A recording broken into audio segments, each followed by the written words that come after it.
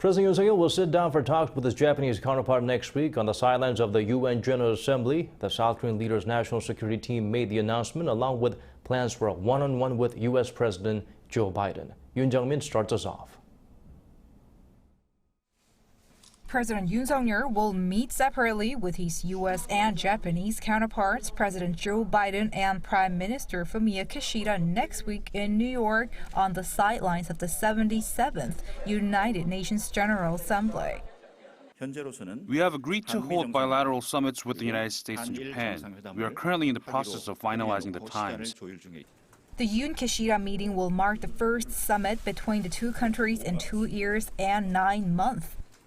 Although the agenda has not been set, Seoul's presidential office said both sides have gladly agreed to meet. This bilateral will be watched closely by many as the neighbors have been locked in an extensive row over disputes stemming from Japan's 1910 to 1945 colonial rule of the Korean Peninsula. As for the Yoon-Biden talks, the two leaders could discuss in detail about follow-ups to their May summit, sitting down one-on-one again in just 4 months' time.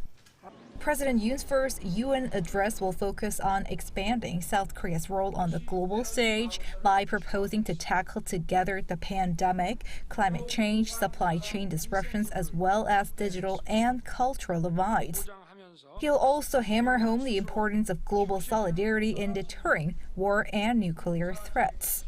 The Yoon Suk-yeol administration's 5-year diplomatic vision demonstrates that we continue to expand freedom, maintain a consistent and predictable foreign policy line by working with the international community, and foster peace and prosperity together with like-minded global partners.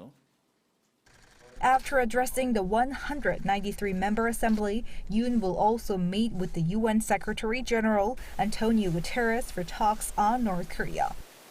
A busy week awaits the South Korean president as he embarks on a 7-day, 5-night, 3-nation tour this Sunday, which will first take him to London to attend the state funeral of Queen Elizabeth II, as well as Canada, for a summit with Prime Minister Justin Trudeau.